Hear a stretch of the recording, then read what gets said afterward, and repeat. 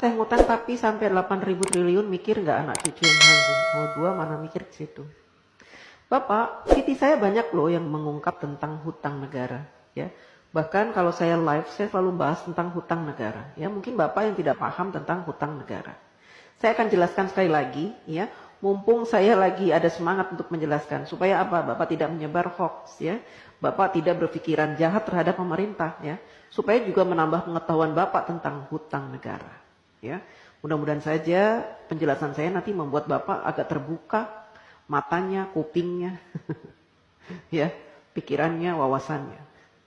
Jadi begini Pak, hutang negara, setiap negara ingin mengajukan hutang kepada IMF atau World Bank gitu ya, atau kepada negara-negara lain gitu ya, kepada negara-negara yang mau memberikan hutang, maka harus disepakati oleh wakil-wakil Bapak.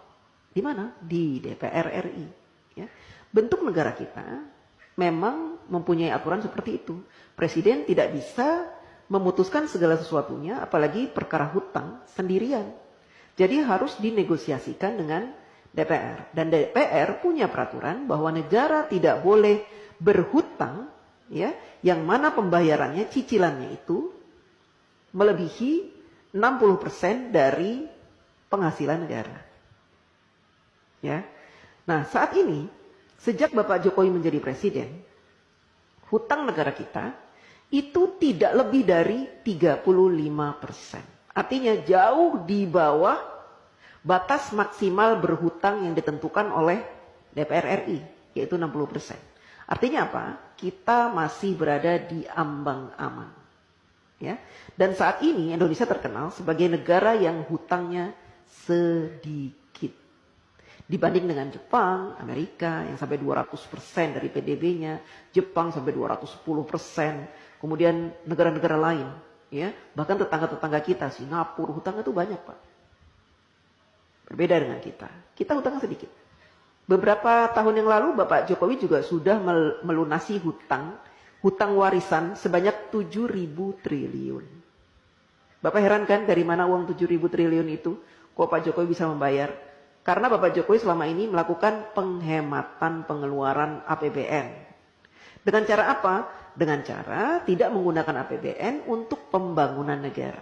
Bapak Jokowi mensiasati pembangunan negara dari para investor, baik dalam maupun luar negeri. Sehingga APBN-nya utuh, tidak diutak-atik. APBN yang ada khusus digunakan untuk kepentingan rakyat seperti subsidi, kemudian bansos, BLT, PKH dan sebagainya itu Pak. Ya, Bapak harus tahu. Jadi kalau Bapak bilang hutangnya sampai 8.000 triliun itu, seandainya saat ini hutang kita 8.000 triliun, itu sedikit Pak. Dibanding dengan PDB kita tuh sudah banyak sekali Pak. Itu jumlahnya cuma 35% dari penghasilan kita, penghasilan negara maksudnya, ya Pak. Jadi masih di ambang batas wajar. Anak cucu kita nanggung. Tidak Pak, dulu juga gitu. Katanya Pak Harto berhutang banyak sampai 20.000 triliun. Nanti anak cucu nanggung. Saya tidak merasa menanggung. Saya sudah dewasa, sudah besar, sudah tua setua ini. Tidak pernah saya merasa menanggung beban hutang negara, tidak. Itu kan hanya kiasan-kiasan yang diberikan oleh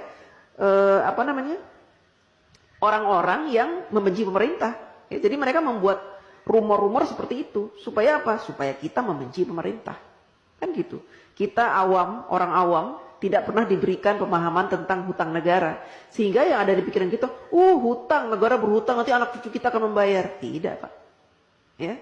Selama pemerintahan itu baik, memberikan kesejahteraan kepada kita, memberikan gaji UMR yang pantas, ya, kemudian memberikan peluang-peluang untuk usaha, sehingga kita punya penghasilan setiap bulan, dan memberikan lowongan-lowongan pekerjaan yang sangat banyak, maka kita tidak terbebani oleh hutang negara, Pak.